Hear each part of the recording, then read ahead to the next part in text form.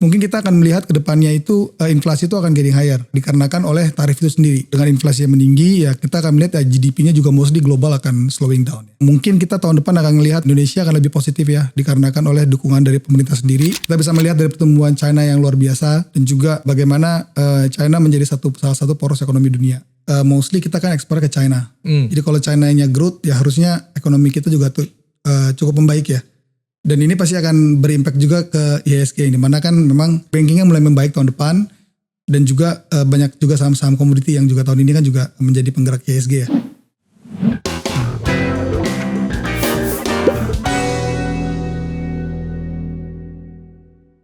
Halo Convisto, kembali lagi kita di Investalk All About Investment. Kembali lagi bersama saya Revo Gilang, host Investalk. Dan kali ini kita akan ada di episode yang pastinya nggak kalah menarik dibandingkan episode sebelumnya. Kita akan membahas soal topik yang kita bicara soal di makro ya, global dan sebagainya. Nanti kita akan tarik ke dalam negeri, ke domestiknya seperti apa. Topik kita kali ini adalah Quo Vadis Market Global, siapa penguasa ekonomi dunia berikutnya. Ini apakah Amerika Serikat, apakah China, atau mungkin yang lain. Nanti kita akan membahas tentunya dengan seseorang yang pastinya sudah cukup lama ya berkecimpung di dunia pasar modal. Tapi sebelum kita masuk ke sana, kita lihat dulu ya backgroundnya tuh memang kondisi saat ini tuh mungkin beberapa bulan terakhir atau 1-2 tahun terakhir kita perhatikan memang kondisinya banyak kayak contohnya ya, ada namanya tarif dagang ya antara US China dan lain sebagainya. Kemudian juga ada suku bunga yang cukup tinggi juga ya. Meskipun memang di tahun ini sudah mulai agak turun, yang mulai diturunkan atau dipangkas suku bunganya. Kemudian juga ya ada perang-perang dan lain sebagainya. Jadi memang uncertainty-nya cukup besar dan ya muncul ya istilah bahwa apakah nanti ini mulai bergeser nih dari Amerika Serikat atau mungkin ke negara lain atau seperti apa. Pastinya saya nggak sendiri di sini, kita ditemani oleh Pak Domingus Ginting. Ya. Selamat siang Pak. Selamat siang. Pak Domingus Ginting ini merupakan seorang head investment spesialis gitu ya dari Sinarmas Asset Management, Sinarmas AM. Nanti kita akan bahas lebih lanjut lagi soal topik ini dan mungkin bisa langsung saja Pak, mungkin bisa perkenalan terlebih dahulu. Ya. Pak Domingus ini gimana sih secara backgroundnya di market itu seperti apa, kemudian di Sinarmas AM tuh kegiatannya kurang lebih seperti apa, business as usualnya gitu. Ya, selamat siang Mas Revo dan juga kawan Visto semua. Perkenalkan, nama saya Domingus Narta Ginting Suka selaku Head of Investment Specialist dari Sinarmas Asset Management. Kalau memang dibicarakan pekerjaan sehari-hari ya mostly pasti kita lebih ke arah melihat market ya. Dan juga menjadi jembatan antara sebagai speaker investment. Itu kalau background investasi, kalau background di investment di asset management memang sudah dari tahun 2010-2011 ya. Jadi dari BNI Asset Management, kemudian ke Trimegah, kemudian ke CIMB Principal Asset Management, terus ke First State Investment, and then FWD Asset Management. Lalu terakhir di saat ini Sinarmas Asset Management. Jadi memang pengalamannya sudah banyak nih, company yang korporatnya udah banyak nih, udah lumayan. Oke, jadi kita memang nggak salah pilih nih ya untuk membahas soal makro ini. Oke, kalau dari Sinarmas AM sendiri Pak, mungkin kita menghangatkan dulu ya nih. Yeah. Sebenarnya dari Sinarmas AM sendiri melihat atau overview singkat lah, brief sebelum kita bahas lebih deep down lagi. Kondisi globalnya itu seperti apa sih sebetulnya Pak sekarang kondisinya? Kalau sekarang memang kita masih melihat bahwa volatility itu masih tinggi ya saat ini dikarenakan impact terhadap inflasi, trade terhadap inflasi ya, itu masih belum begitu berasa. Karena kan memang belum di-delivered kepada mostly kepada user ya. Jadi masih di-disrupt oleh company sendiri. Mungkin kita akan melihat ke depannya itu inflasi itu akan getting higher dikarenakan oleh tarif itu sendiri. Nah nanti mungkin dengan inflasi yang meninggi ya kita akan melihat GDP-nya juga mostly global akan slowing down. While kalau kita lihat di Indonesia sendiri memang secara ekonomi kita lebih terisolate. Mungkin kita tahun depan akan melihat Indonesia akan lebih positif ya dikarenakan oleh dukungan dari pemerintah sendiri. Juga dari kebijakan fiskal juga yang lebih loosening ya untuk pro growth. Ya harusnya next year will be good ya for Indonesia ya. So basically tadi kita bisa simpulkan sedikit ya sebelum kita bahas lebih dalam, inflasinya kemungkinan masih akan naik dan lebih masih slowing, growth-nya masih slow ya gitu ya. Iya, untuk global ya. Untuk global masih belum tinggi-tinggi banget lah gitu ya. Bahkan cenderung mungkin agak melemah. Agak melemah ya. Mungkin 2026 mungkin ya. Iya, betul. Tapi mungkin next year-nya ya let's see ya perkembangannya seperti apa gitu ya. Oke, siap. Kalau kita ngelihat mungkin tadi saya sempat mention juga sebelum kita mulai kita ada bicara soal ada suku bunga tinggi, kita bicara 1-2 tahun yang lalu, kemudian juga ada perang Rusia Ukraina, kemudian di Middle East Timur Tengah juga ya, kemudian Israel Palestina dan sebagainya gitu ya. main rudal-rudalan, roket-roketan kurang lebih kayak gitu ya Pak. Makanya harga minyak kan sempat spiking. Mungkin kalau dari Bapak ada nggak sih hal-hal lainnya mungkin yang sebelum ya mungkin saya belum mention gitu kondisi-kondisi di global tuh, kejadian-kejadian penting di global tuh ada nggak sih? Kalau next year mungkin kita lebih fokus ke tarif ya. Karena kan efek dari tarif itu belum terlalu terlihat sebenarnya di ekonomi global. Karena kan sebenarnya kalau mengenai perang itu kan kalau kita seperti juga sudah mengetahui ya, nampaknya kan akan mulai melunak nih antara Ukraine dengan Russia starting on this week ya. Dan juga kedepannya hopefully dengan ini juga melunak, kita juga mengharapkan di Middle East juga akan menurun. Karena kan adanya trade war ini, pasti kan US juga akan lebih suka ya kalau harga oilnya lebih rendah. Kalau masalah suku bunga, mungkin kita lebih melihat ke arah pasar tenaga kerja.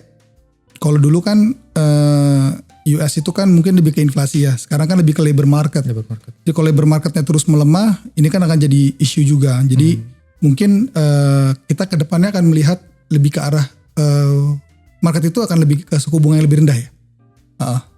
Jadi akan ada changing sedikit sih ya. Oke, kalau kita bicara soal bukan dampak ya, kita bicara soal volatilitasnya lah gitu. Volatilitasnya akan seperti apa nih Pak di 2025 compare to the next year 2026? Apakah makin high volatility atau low volatility? Volatility is there, tapi kan yang bikin berbeda itu adalah mungkin ya market itu sudah price in ya dengan volatility ya. Mungkin kalau ada black swan effect mungkin itu akan different. Volatile lagi gitu ya. Volatile lagi, cuman market udah price in bahwa nanti tahun depan akan ada trade war gitu ya. Mungkin yang bisa menjadi black swan itu mungkin ya AI ya, mengenai AI things ya. Bubble? Belum juga sih. Belum juga. Kelihatannya mungkin belum ya tahun bukan depan. Cuman ya tapi itu masih jauh lah. Karena kan ya itu kan is new things ya. Kayak dulu ada yang namanya revolusi industri ya. Sekarang kan dengan AI ya is new thing lah. Dan ya bisa good or bad ya. Jadi kalau dari Sinar Mas AM melihat kondisi yang tadi ya lebih ke tarif ya berarti kan yang di tahun depan ya, tema besarnya tarif lah soal itu yang akan nanti mendongkrak inflasi lagi, naik lagi dan sebagainya. Apakah kelihatannya ini menjadi sesuatu yang temporer?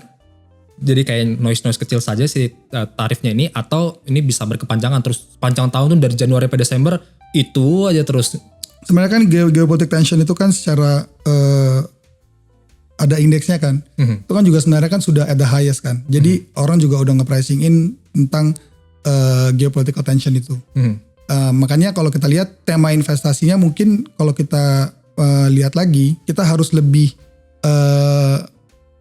selektif gitu ya. Karena kan memang ada hal yang berbeda nih sekarang kan mengenai reserve juga mostly kan udah the highest gitu kan. Jadi dengan liquidity yang besar tapi kan investasinya kan juga nggak bisa ke sembarangan nih.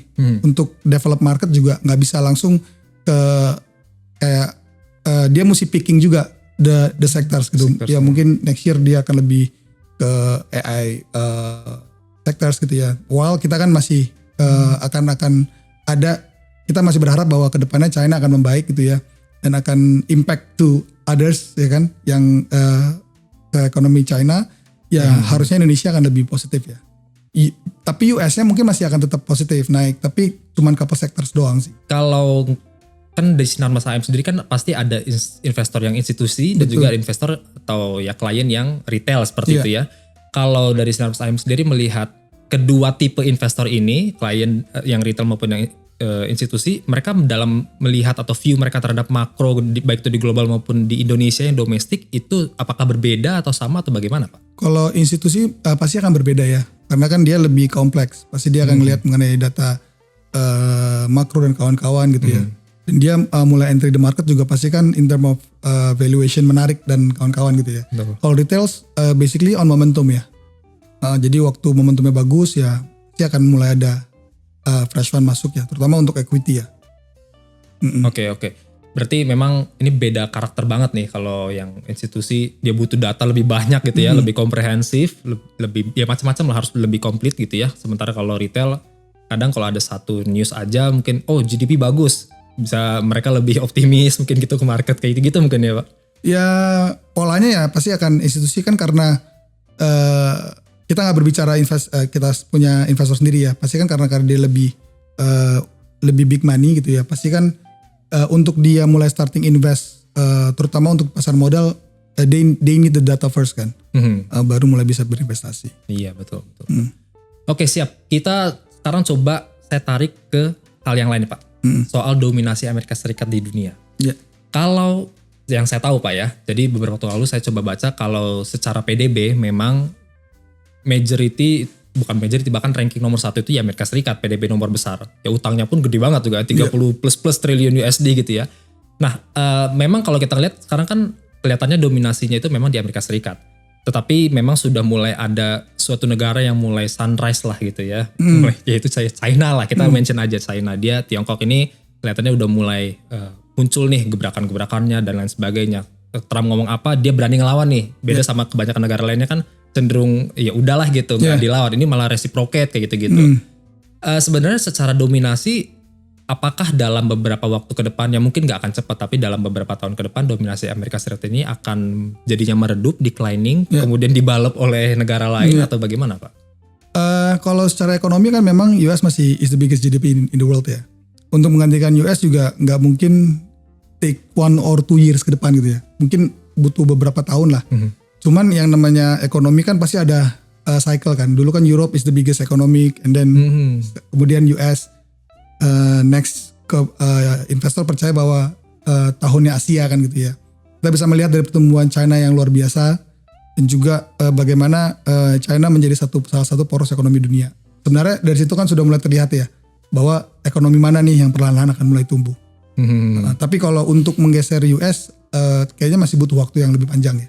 Ya soalnya kayak kita bicara soal foreign exchange reserve, cadangan devisa, saya ingat saya kayaknya 60% tuh masih basisnya USD gitu ya, bukan ya, yuan atau yen atau apa gitu. Enggak gitu, masih dalam bentuk USD gitu ya. Kalau melihat posisi Cina nih Pak, kita agak geser nih ke China. Perkembangannya Bapak melihatnya seperti apa nih China ini? China itu should be great ya. Maksudnya kedepannya harusnya bagus. Karena kan memang ekonominya kan juga large ya. Dia juga punya consumption juga paling gede kan di dunia. Jadi kalau China sih kita masih positif melihat growth-nya ke depannya. Ya mengenai US sendiri ya mungkin kita bisa melihat dari cadangan devisa ya. Cadangan devisa mostly kan bank-bank itu kan sekarang itu udah mulai banyak lebih banyak itu udah perlahan tuh udah mulai masuk ke emas gitu ya. Jadi makanya kalau kita lihat harga emas tuh kan terus naik. ATH Pak. All time high terus, all time high. Jadi memang ya itu ya salah satu yang kita bisa lihat bahwa perbedaan sekarang sama dulu gitu ya.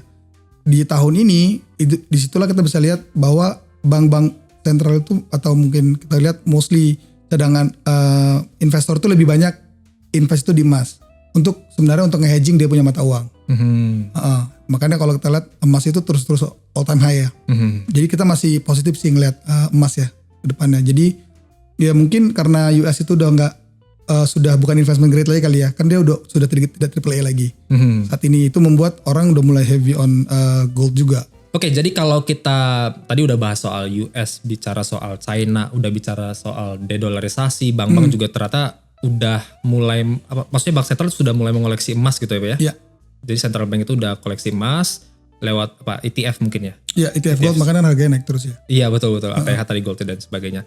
Kalau kita ngelihat dari sisi capital flow-nya sendiri gitu ya, capital flow dan valuasi pasar saham. Kita masuk sekarang ke pasar saham Indonesia lah, kita bisa Indonesia dari indeks harga saham gabungan atau ISG. Itu Bapak melihatnya seperti apa sih sepanjang tahun ini dan mungkin nanti next year-nya itu kira-kira akan seperti apa? Apakah foreign tetap inflow atau outflow atau seperti apa? Ya, kalau untuk pasar modal kita ya mungkin kita tahun ini melihat bahwa untuk fixed income itu ada outflow ya, lumayan tinggi dikarenakan memang uncertainty yang ada di market. While untuk equity ada capital inflow. Jadi berbeda nih karena memang dengan kebijakan moneter yang lebih pro growth harusnya equity market itu lebih diunggulkan. Kalau misalnya kita punya fixed income market itu kan naik dikarenakan memang lokalnya banyak yang masuk di pasar obligasi. Jadi kalau untuk tahun depan ya mungkin kita melihat lebih positif di equity gitu ya, dan juga untuk kalau bonds mungkin lebih ke corporate bonds dengan high quality rating. dan juga high quality bonds gitu ya. Itu juga akan menjadi pendorong ya tahun depan untuk pasar modal kita. Kalau dilihat dari sisi valuation Pak, mungkin ya either PER, PBV atau apapun itu, IHSG kita Bapak melihatnya seperti apa? Kalau kita lihat IHSG sendiri kan mungkin kita akan lebih lihat kayak IDX 30 ya. Secara PI kan memang masih murah. Ya mungkin next year itu akan mulai normalize ya. Tapi mungkin nggak seperti yang zaman dulu gitu ya, di 15 kali, 16 kali, mungkin ke 14 kali gitu ya. Kedepannya yang dimana starting on sektor perbankan sudah mulai membaik. Nanti perbankan membaik juga sektor consumer ya ke depannya. Kalau untuk, mungkin saya agak tarik sedikit lagi ke belakang. Berarti kalau untuk di tahun 2026 untuk equity foreign mungkin inflow ya, lebih ke inflow. Iya, lebih ke inflow. Karena kalau sekarang kan sebetulnya equity kita year to date tuh masih outflow puluhan triliun rupiah seingat saya sampai saat ini ya November 20-an. Tapi kalau memang Oktober kayak gitu-gitu ada inflow memang agak gede gitu ya. ISG juga ATH nih 8.600 dan sebagainya gitu ya. Tapi untuk ke depan kelihatannya cukup positif untuk equity kita ya. Iya. Karena kan memang sektor perbankannya kalau sektor perbankan itu udah mulai rebound, itu kan pasti kan sektor lain kan akan impact ya. Untuk khususnya untuk negara seperti kita Indonesia ya. Oke, kalau untuk berarti tadi sorry Pak bisa diulang, untuk tahun depan berarti lebih sektornya tuh pilihannya adalah consumer. Kalau pertama sih kita lebih ke gold. Oh gold dulu, oke sektornya. Gold dulu. Karena kan memang secara kalau kita cari pickingnya kan lebih ke gold ya. Terlihat mungkin ke yang ke grid ya, yang lebih ke arah consumer dan retails. And then mungkin yang perbaikan sektor itu perbankan. Kalau untuk consumer boleh, karena ini consumer saya perhatikan kan satu consumer itu ada cyclical non cyclical. Kedua lebar banget nih Pak consumer nih Pak. Ada yang sigaret, ada yang berhubungan dengan electronic things kayak gitu, gadget atau poultry atau apa nih. Ini kan lebar banget soalnya kalau consumer. Bisa lebih spesifik kok? Spesifik lagi ya. Ya mungkin consumer yang lebih ke arah translate to government spending ya, ke arah subsidi yang diberikan pemerintah sih. Oke. Jadi yang retail banget lah sebenarnya bisa kelihatan sih ya kalau kita mau coba googling lah gitu ya.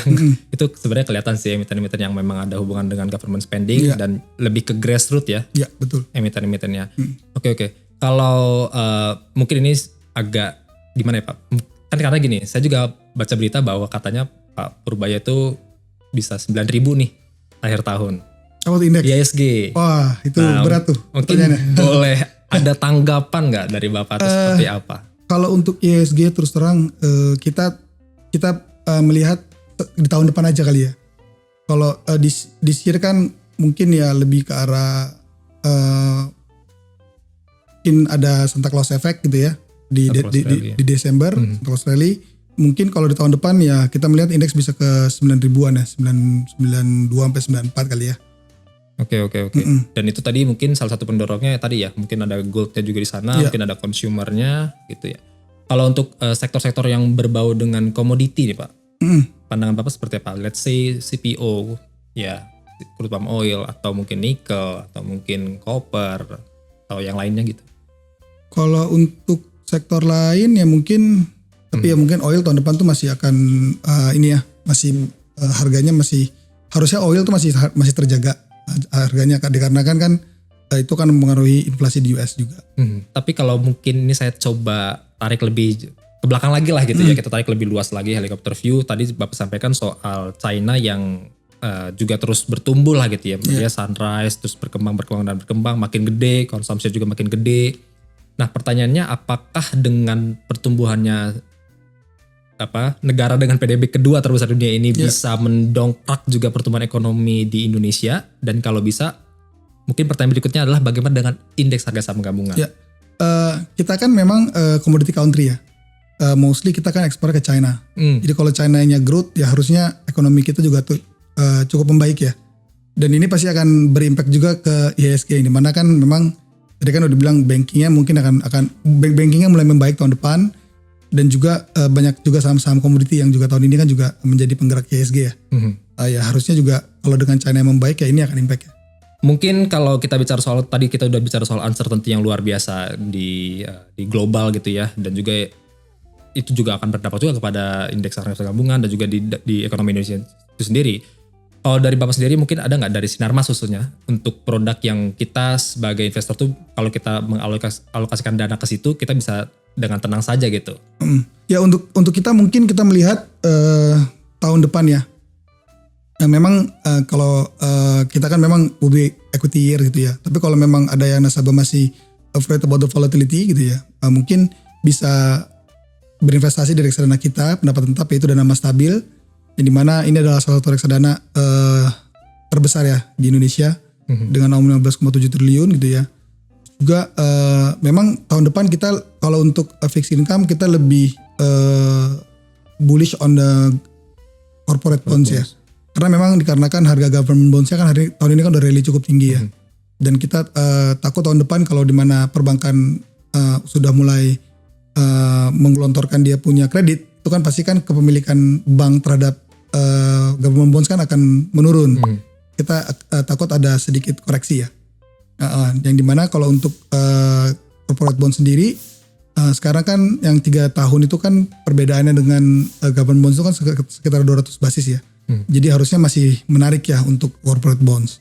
Terutama untuk panitia dana emas stabil, yang dimana dana emas stabil ini kan sudah cukup lama yang ada di market dari tahun 2006. Dan juga fund ini kan cukup teruji ya. Jadi dia udah mengalami banyak krisis ya, dari tahun 2008 yang US economic crisis.